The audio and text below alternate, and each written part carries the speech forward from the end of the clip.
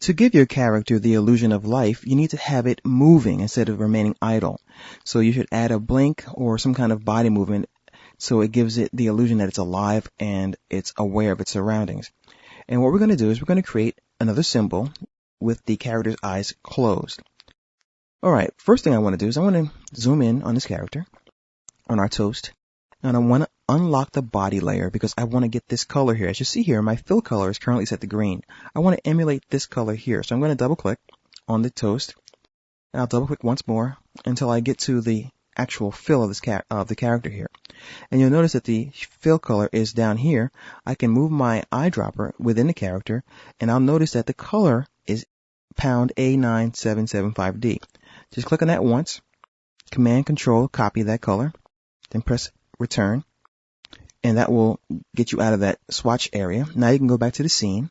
What we're going to do at this point is we're going to lock the body again, and we're going to create a new layer above the eyeballs. I'm going to name this blink. And I'm also going to add a blank keyframe where I want the blink to occur, which is about frame 15.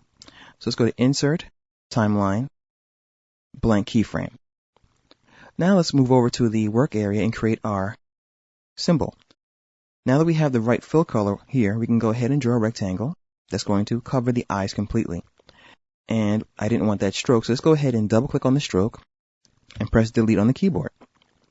Now let's go ahead and grab the line tool, and we're going to draw a 2-point solid line here, like this. Then, using the selection tool, I'm going to click in the middle of this line and reshape it so we have a closed eye.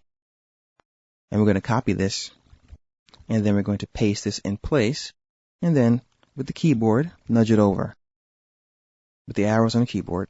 Now we're going to grab both of these, going to group them, and then we're going to move them into position right on this rectangle here. And now let's group the entire thing. We're going to create a symbol by dragging this right into the layer in the library. So we have our library open. We're going to drag it right into the face layer, or folder rather, and we're going to call it blink. Now we can delete this symbol from the stage because it's now in the face folder, as you see here. So we don't need this one.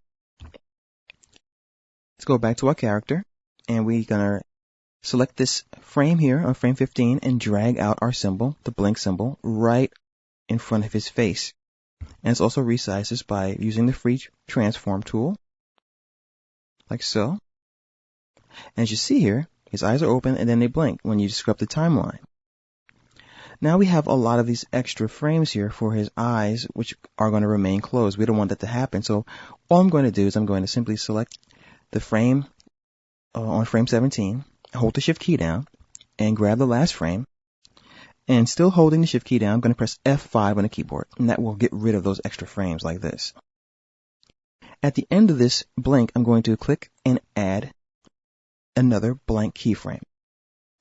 Now I'm going to move over to about frame 25 and add yet another blank keyframe and drag over another instance of his eyes closed and resize it so that they cover the eyes once again. As you see here, you have this really great blink. To expand on this, just move down a couple of frames, press F6, and now our character blinks. That's just one of many ways you could do this. As you see here, if you look in the library, we also have the eyelid symbol here that we've created earlier. And I can simply grab this symbol and drag it on top of the eye if I wanted to, and then just resize it and have him blink that way. So you have two options. You can use the quick method I just showed you, or holding down the Alt or Option key on the keyboard, just resize the eye as it closes and just insert a motion tween to get the eye to blink very smoothly. So that's just one of two ways you could use to create a blink. Now we have to animate his eyebrows, and that's pretty easy by now because you know how to add a motion tween. All we have to do is add a keyframe and reposition his eyebrows. Let's go ahead and move them up a little tiny bit, and we can add our motion tween.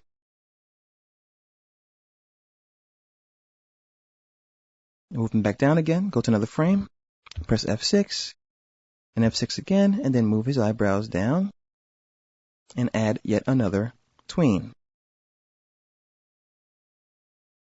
And now we have our character looking like he's alive, and he's blinking, and he's having a great time.